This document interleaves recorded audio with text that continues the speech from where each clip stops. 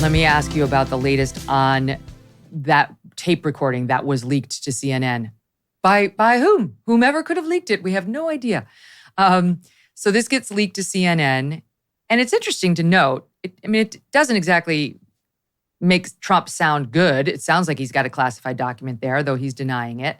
But Catherine Herridge points out, she reports for CBS News now, that it actually doesn't relate to one of the 31 documents he's accused of improperly keeping. It's not one of the 31 classified documents he's accused of keeping. And even whether we know the feds don't have the document. They didn't find it in any of his Mar-a-Lago documents. But it is kind of curious. So why is it relevant? Well, I guess it's relevant because they're going to see members of the jury. He knew that he had classified material, confidential, national security, defense information. He was reckless with it. He was careless, which, as I understand it, at this point in the case would be, part of the story, but not a requirement to make the case against Trump. In any event, it's dominated the news cycle now for a couple of weeks. So CNN releases the audio tape.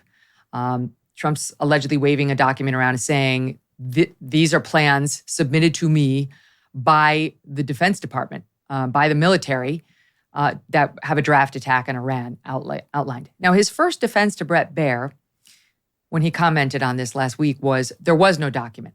There was no document. Here's a little bit of what he said to Bret.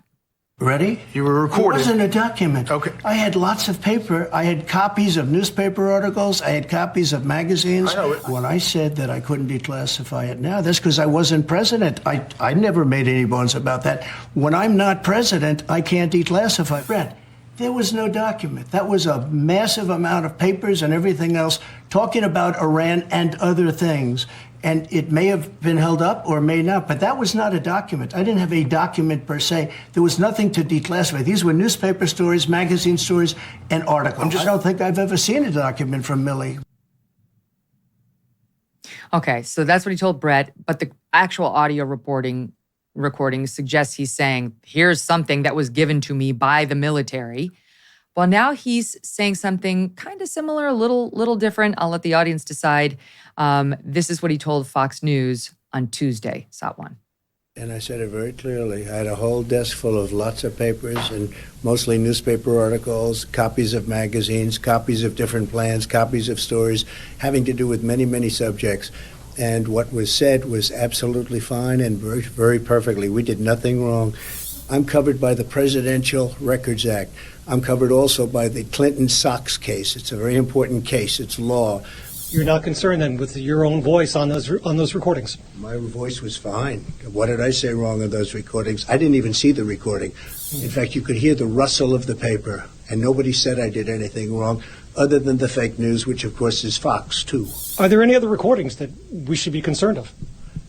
I don't know of any recordings that you should be concerned with, because I don't do things wrong. I do things right. I'm a legitimate person. I'm not like Biden. And then just to add to that, Rick, he goes on, he spoke to Semaphore, which is a relatively new news organization, saying it was bravado, if you want to know the truth. It was bravado. I was talking and just holding up papers and talking about them, but I had no documents. Asked about his use of the word plans, he said he was referring to building plans and plans for golf courses strewn about his desk, which does contrast to what's in the recording where he says, the military gave this to me. How do you reconcile it? Yeah, look, first of all, let me just speak directly to Jack Smith that I know nothing about this. I wasn't there. And if you're going to drag me in to talk about it, I'm just going to give you the exact same line, which is I don't know anything. But let me just speculate here because I know President Trump and I've heard the recordings and I've seen this. To me, it's pretty simple. There was a New Yorker piece that really got people riled up. And it was a piece that said that Milley presented this plan, General Milley presented this plan to attack Iran, and that, we in the Trump administration thought about it and were making plans for it. Obviously, that is salacious. It's big. It goes to the heart of the Trump doctrine, which is use diplomacy and tough diplomacy, sanctions, et cetera, isolation to get your enemies to do something rather than war. You remember, Donald Trump is all about, I didn't start any war, didn't plan to start any war. We were prepared, but that goes to the heart. And I can tell you that New Yorker piece was outrageous to me. I was, thinking, how dare they do this? I never saw those plans. I could talk to other people in the administration. We never saw plans. If Milley had something, then he did it on his own, and then he pitched it to the New Yorker. That piece had just come out when they were having this talk. And to me, it would be very obvious to hold up the New Yorker piece and say, see this? This is like them saying documents. This is saying that the documents existed, and him talking about it. Again, I don't know anything specifically. I wasn't there. But to me, this all makes complete sense in trying to bat down the narrative that somehow we were planning to attack Iran. And the New Yorker piece goes not only to say that there were plans, but that Milley presented those plans to Trump and that we were considering that.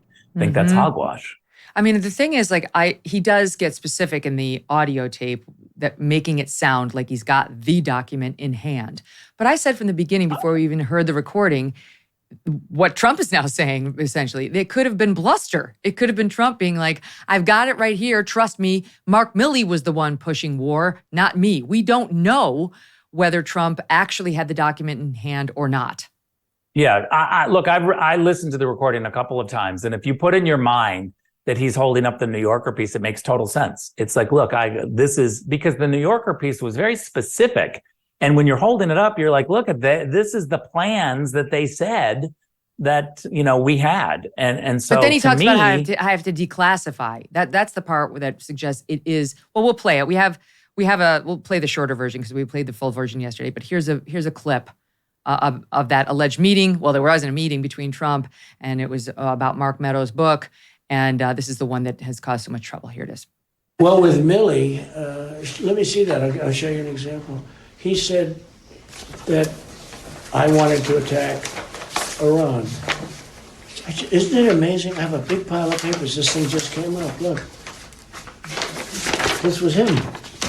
They presented me this. This is off the record, but they presented me this. This was him. This was the Defense Department and him. Wow. Isn't that amazing?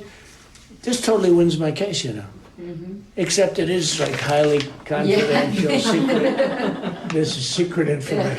But look at this. This was done by the military, given to me. I think we can probably, right?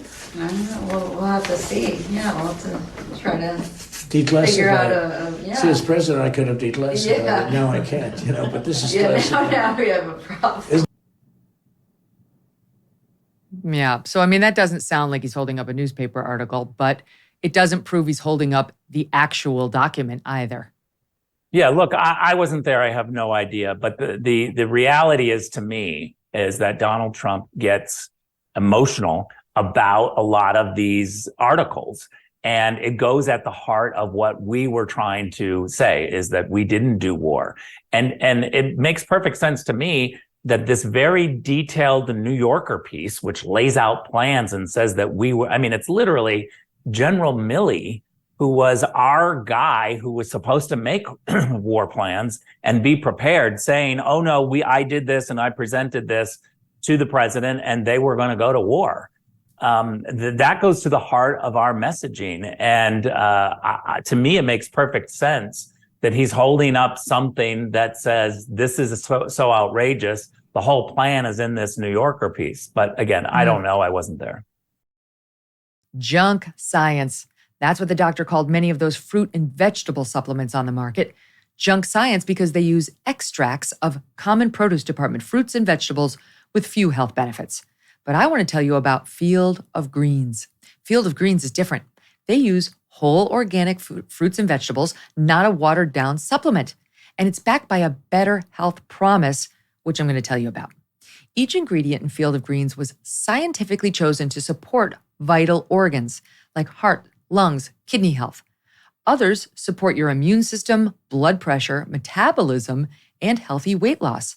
Their better health promise is simple. The next time you're at a doctor for a checkup, if the doctor does not say you're looking healthier than before, you will get your money back. How about that? That's a deal right there. So let me get you started with 15% off. Visit fieldofgreens.com and use my promo code MK. That's promo code MK at fieldofgreens.com. Hey, thanks so much for watching. If you like what you just saw, hit the subscribe button for more clips and full episodes.